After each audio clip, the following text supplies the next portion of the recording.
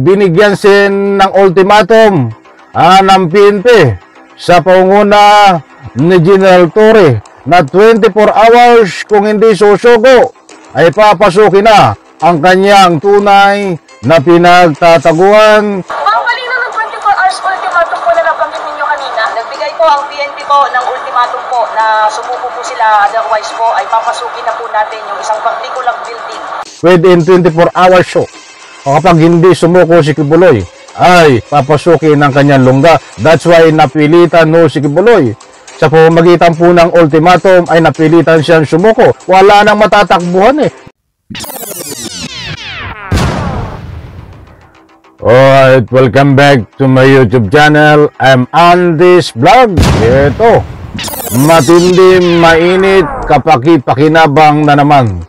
Itong tatalakayin tungkol dito sa katotohanan na paghuli kay Kibuloy. Nako, muli kong ulitin, kumpirmado na huli na si Kibuloy.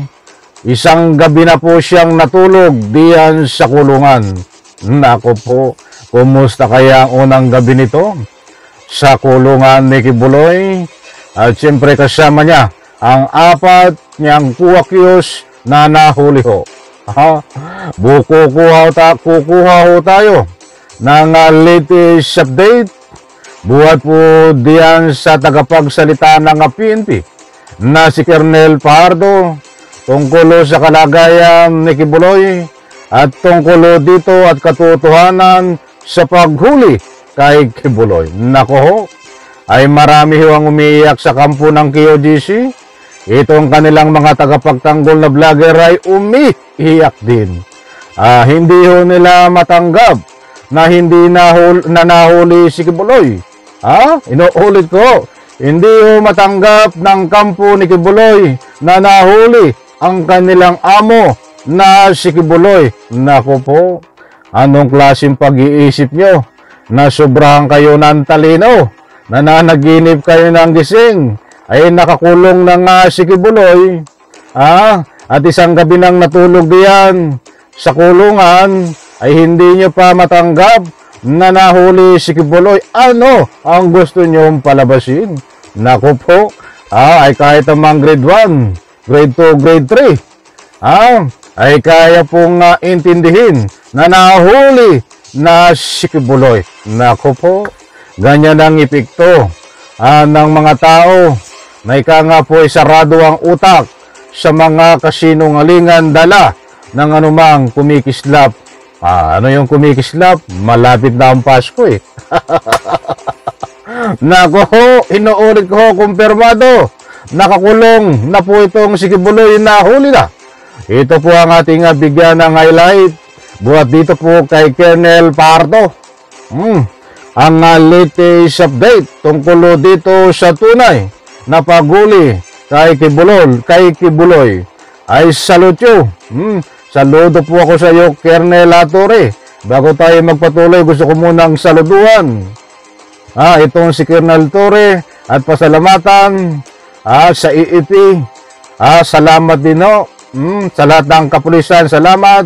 At siyempre sa aking mga mahal na taga-subaybay. Ito, pakinggan po natin si Colonel Fajardo. Gabi po, tatlong bagay lamang po yung sasabihin ko. Unang-una po ay kinukumpirma po natin na hawak na po natin si Pastor Kibuloy, si Jacqueline Roy, si Ingrid Canada, si Crescente Canada, at si Silva Simanes po. Nakuha po natin yung custody po nila around 5:30 this afternoon, at mga bandang 6:30 po ay nilipad po natin sila mula po sa Davao at papunta po dito sa Villamor po tayo lumabas. Maliwanag ho na nahuli na si Kibuloy ayon po dito kay Colonel Fajardo. At abangan po dito sasabihin ni Colonel Fajardo na binigyan sin ng ultimatum ng PNP sa pangunguna ni General Torre na 24 hours kung hindi susuko ay papasukin na ang kanyang tunay na pinagtataguan, kaya't napilitan ho siya na ika nga po ay lumabas upang sumuko. Mga mahal kong taga-subaybay, yan po ay nahuli. O kaya lang ang parano ng paghuli ay sumuko dahil gipit na ho. Wala nang matakbuhan dahil sa bangis at matindi na aksyon sa pangunguna ho ni General Torre. Ito po, idiretso po natin. Lumapag po sila ang C-130, lunan po nitong mga nasabing individual at nakakating po sila dito sa Villamor na around 8:30 ng gabi at nakakating po tayo dito sa custodial facility na mga around 9:10 ng gabi po. Sa ngayon po ay nag-undergo po sila ng booking process. Kasama na po dyan yung fingerprint at mugshot at natapos na rin po yung physical and medical examination. At nangyari po itong pangyayari po na ito dahil kanina po mga bandang alauna, imedya po ng hapon ay nagkaroon po ng negosasyon para po sa mapayapa po nilang pagsuko dahil binigyan po natin sila ng ultimatum na within 24 hours po ay kailangan po nilang sumuko at nagkaroon po ng negotiation. So ito po ay joint efforts po ng PNP and AFP. So maliwanag ho, nako matindi talaga ito. Si General Torre, kaya marami nagagalit sa iyo. Nakampo ng QOJC mga vlogger. Galit na galit ho ang mga vlogger dito. Na tagapagtanggol kay Kibuloy. Galit din kay Abalos. Bigyan ba naman ang ultimatum ng 24 hours according ho dito kay Colonel Pardo na kapag hindi sumuko ay papasukin ang kanyang lungga. Nako po. Diyan din ho nahuli sa loob ng QOGC. Ano kayo ngayon? So maliwanag ho dito na nahuli si Kibuloy na ang paraan po ng paghuli ay sumuko.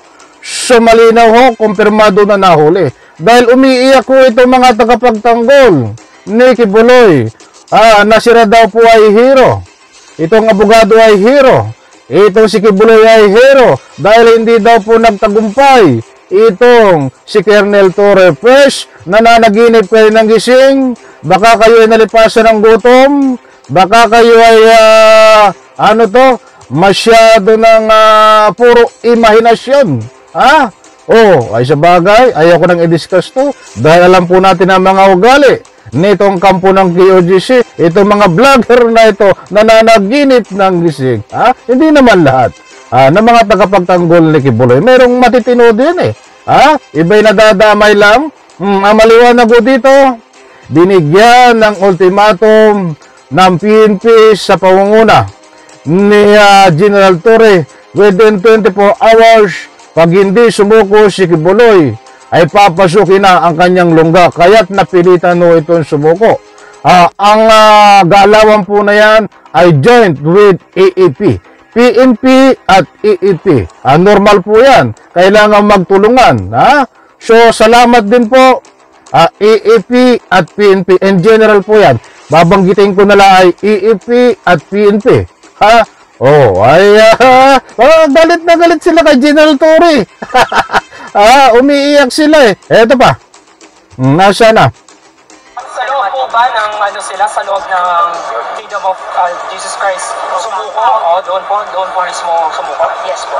Opo. Sa loob po ng KOJC compound po natin sila nakuha. Ma'am, dito sa loob ng PNP Custodial Center, magkakasama po sila sa isang kwarto? Paano po mangyayari? Wala pa po tayong detalye po dyan. Maraming salamat po. Yun Ano po yung mga susunod na mangyayari po? Ongoing po yung processing po ngayon dahil 5 katao po yan.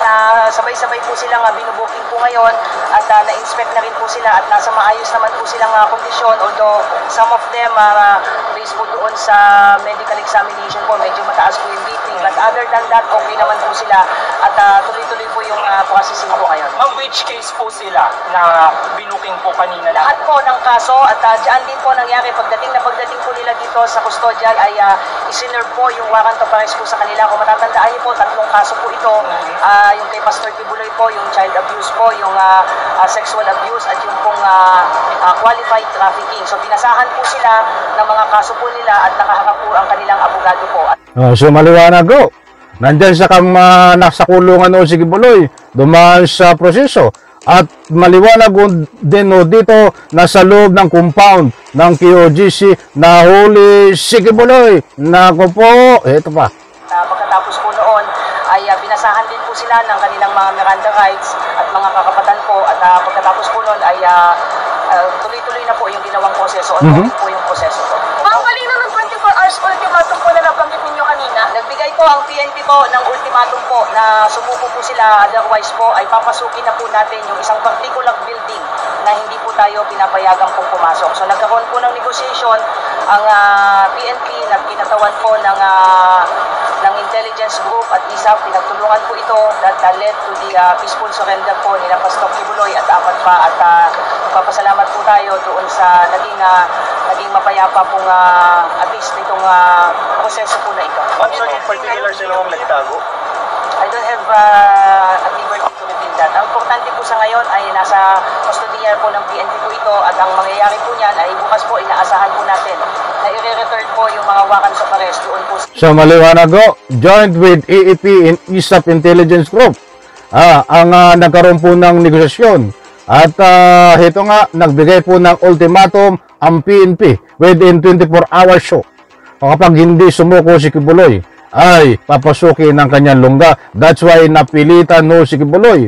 Sa pamamagitan po ng ultimatum ay napilitan siyang sumuko. Wala nang matatakbuhan dahil positibo nandun po sa isang lugar sa compound ng QOGC itong si Kibuloy. Ito pa. Mga issuing courts, particularly dyan po sa Quezon City kung saan nailipat na po yung mga kasong na isa pa po natin sa Davao at ito naman po sa RTC 159 po. Ma'am, yung Pero hindi po po underground, ma'am. Wala pong underground. I don't have any information on that po. Ma'am, yung- Ang importante po ay nasa atin na po yung mga pinaghahanap po. ma'am, same lang ba yung room na can you give us kung merong aircon, merong ano po paano?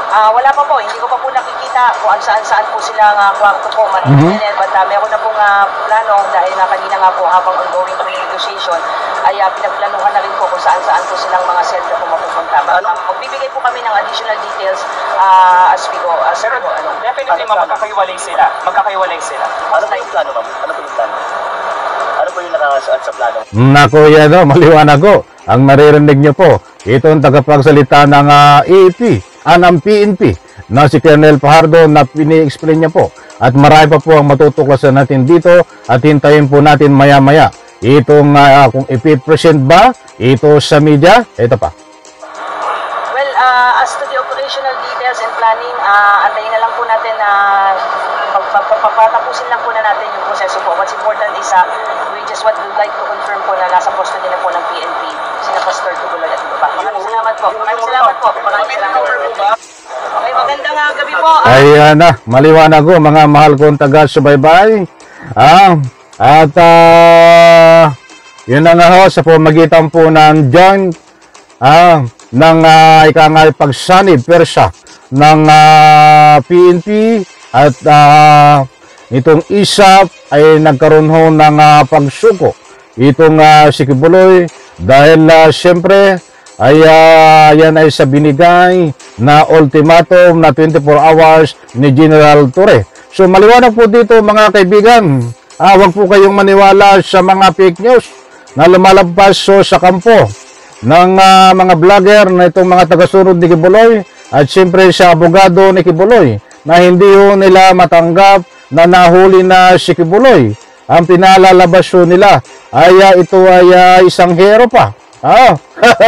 Ang maliwanag ko dito sa marunong makaintindi at mayroong matino na pag-iisip ay nahuli po si Kibuloy, batang parang po ng paghuli ay sumuko siya dahil wala na po siyang matatakbuhan. No choice, gipit na, nagkaroon po ng negosasyon mga kaibigan sa pamagitan po ng pagsanib ng persya ng PNP at itong ISAF, mga mahal kong taga-subaybay. Okay, alright. Abangan po mamaya ang latest update dito. Magbibigay ako.